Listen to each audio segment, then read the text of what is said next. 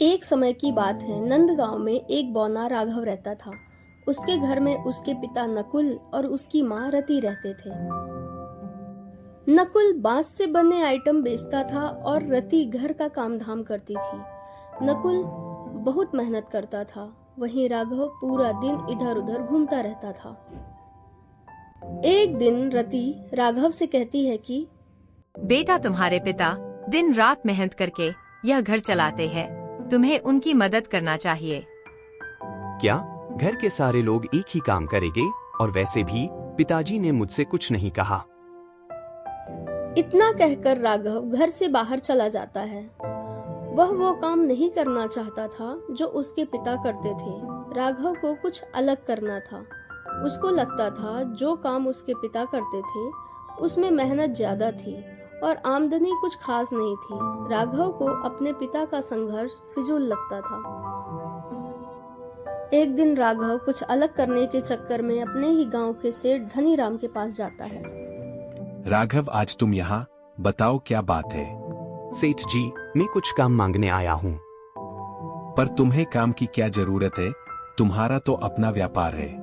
अरे नहीं सेठ जी, पिताजी जो काम करते हैं उसमें मेहनत बहुत ज्यादा है। मैंने उनको कई बार समझाया कि समय के साथ बदलिए और ये काम छोड़ दीजिए, लेकिन वो नहीं मानते और मैं वह कार्य नहीं कर सकता।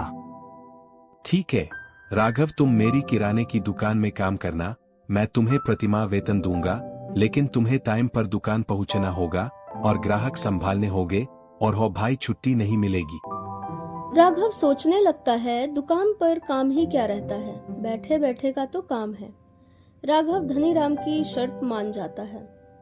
राघव अगली सुबह समय पर दुकान पहुंच जाता है, लेकिन राघव की हाइट इतनी छोटी थी कि वह जब दुकान के अंदर होता था तब वह बाहर से दिखाई नहीं पड़ता था, जिससे दुकान के बाहर टंगी हुई वस्तुएं चोरी हो जाती थी। और जब कोई ग्राहक दुकान पे कोई सामान लेने आता था तो ऊपर में रखी हुई वस्तुएं वह निकाल नहीं पाता था। एक दिन धनीराम को पता चलता है कि दुकान में रखी हुई वस्तुओं की चोरी हुई है, तो वह राघव पर भड़क जाता है और राघव से चोरी हुई वस्तुओं का पैसा मांगता है। राघव दुखी होकर घर जाता है। राघव को दुखी देखकर उसकी माँ रति उससे पूछती है, क्या हुआ बेटा? राघव सारी बात अपनी माँ को बता देता है। बेटा, मैं तुमको हमेशा कहती थी कि अपने पिता की मदद करो। अगर तुम उनकी मदद करते तो वह सारे काम तुम सीख जाते। तुम्हारे पिताजी अपनी मेहनत से अपना व्यापार यहाँ तक बढ़ाया है। अगर तुम वही काम करोगे जो तुम्हारे पिताजी करते हैं तो तुमको कई फायदे मिलेंगे। पहला, तुम आसानी से वह काम सीख सकते हो, और चूंकि तुमने यह काम बचपन से देखा है तो थोड़ी सी मेहनत करके इसमें महारत पा सकते हो। दूसरा फायदा, तुम्हारे पिताजी के जो बंधे ग्राहक है वो तुम्हें मिल जाएंगे। तुम्हारे पिताजी का मेहनत व्यर्थ नहीं जाएगा, वह मेहनत तुम्हें बोनस के तौर पर मिल जाएगी। तीसरा फायदा, चूंकि यह काम घर में सबको आता है तो तुम्हारे व्यापार में हम सब लोग हाथ बंटा सकते हैं। वह सब तो ठीक है, लेकिन मेरी हाइट इतनी छोटी है, मैं कुछ नहीं कर सकता। बेटा, काम करने के लिए हाइट की नहीं, साहस और लगन की जरूरत होती है। और जो व्यापार तुम्हारे पिताजी करते हैं उसमें हाइट नहीं, कला की जरूरत है। तुम जितनी सुंदर और उपयोगी वस्तुओं को बुनोगे उतना अच्छा दाम मिलेगा।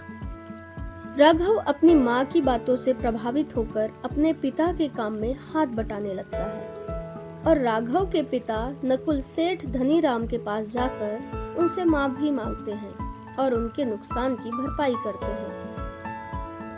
लेकिन धनीराम को नसीहत भी देते हैं कि कोई भी काम योग्यता के हिसाब से दिया जाता है। यहाँ तुमसे गलती हुई थी।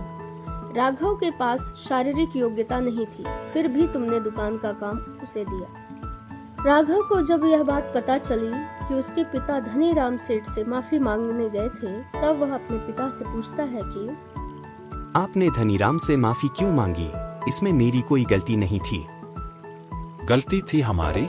हमें जब दुकान के बारे में बताया गया तब हमें दुकान पर क्या क्या करना पड़ेगा यह सब पता था, लेकिन फिर भी हमने उस काम को करने के लिए हामी भरा। जबकि हमें हमारी शारीरिक योग्यता के बारे में भली भांति पता था। और व्यापार का पहला नियम यही होता है कि कभी किसी को बेवजह दुश्मन नहीं बनाना चाहिए। चाहे अपनी गलती न भी हो, कभी कभी माफी मांग लेना और माफ कर देना। और हाँ राघव बेटा, तुम अपने आप को छोटा नहीं समझना है, तुम्हें तो हमारा व्यापार संभालना है, क्योंकि बेटा बल बड़ा नहीं होता, बुद्धि बड़ी होती है।